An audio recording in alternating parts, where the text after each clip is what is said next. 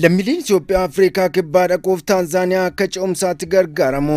Taanzaaniyaa keessa kan jiraatan muraasni ta'anis namni vaayirasii koronaan qabame tokko dandamachuun Taanzaaniyaatti አምባሳደር ኢትዮጵያ ዮናስ ዮሴፍ himan. ኢትዮጵያኖች እዚህ ታንዛኒያ ቤዝ አድርጎ የሚኖሩ ቁጥራቸው አነስተኛ ነው፣ ብዙም አይደለም። ዳር ሰላምና አሩሽ አካባቢ ነው ብዛት ተወሰነ ደረጃ ቁጥራቸው አነስተኛ ነው።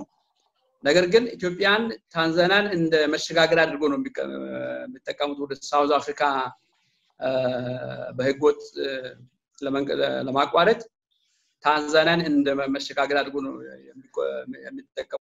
lammiileen Itoophiyaa Taanzaaniyaa jiraatan baay'ee miti.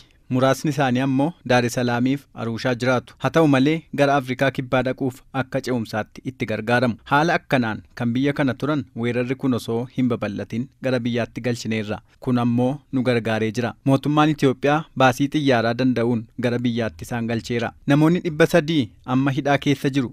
Yoo weerarri kun salphate isaanis gara biyyaatti deebisuuf walii gallee jirra. Kanaan ala Itoophiyaanonni piroojeektii daandii dhaabbilee idil-addunyaa fi hojiiwwan daldalaa irratti bobba'anii hojjetan ni jiru. Dhimma dhibee kanaa irratti karaa miidiyaa hawaasaan odeeffannoo wal jijjiiraa jirra.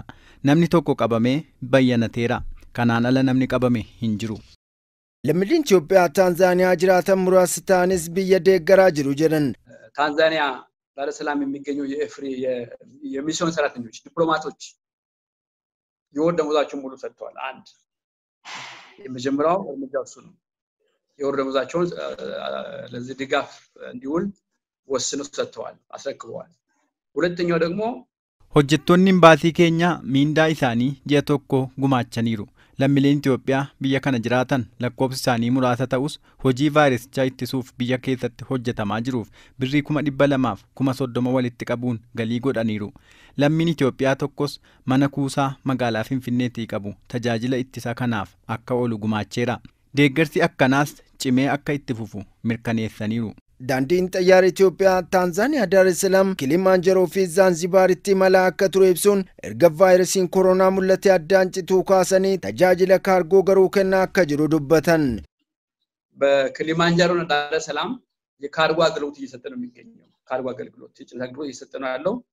ትልቅ ለነሱም ትልቅ ተታድጓቸው አጠቃላይ የአበባ ምርት አላቸው። የአበባ ምርት ወደ አውሮፓ እና ሌሎችም የአሳ ምርትም አላቸው። እነሱ የአሳ ምርትን ወደ አውሮፓ ለማጓጓዝ የኢትዮጵያ አየር መንገድ ትልቅ ሚና እየተጫወተ ነው የሚገኘው። በዚህ Kilimanjaroof Daar es Salaamitti tajaajila kaargoo kennaa jira. Oomisha abaaboof qurxummii waan qabaniif gara Awurooppaatti geessuuf isaaniif hojii gaarii hojjete. Uummannis fayyaa isaa eeggachuu akka qabu dhaamaniiru. ኢትዮጵያ መንግስት የወሰዳቸው እርምጃዎች በጣም መልካም ናቸው፣ እጅግ በጣም መልካም ናቸው። እሱን አጠናክሮ መቀጠል ነው። ህዝብ የመንግስትን መስማት ማዳመጥ መተግበር ያስፈልጋል። Tarkaanfiin mootummaan Itoophiyaa fudhachaa jiru baay'ee gaariidha. Rakkoo dinagdeef hawaasummaa dhibeen kun geessisu olaanaa waan ta'eef uummanni waan mootummaan jedhu dhaggeeffatee hojiirra oolchuu qaba. Dagannaan jiraachuu hin qabu.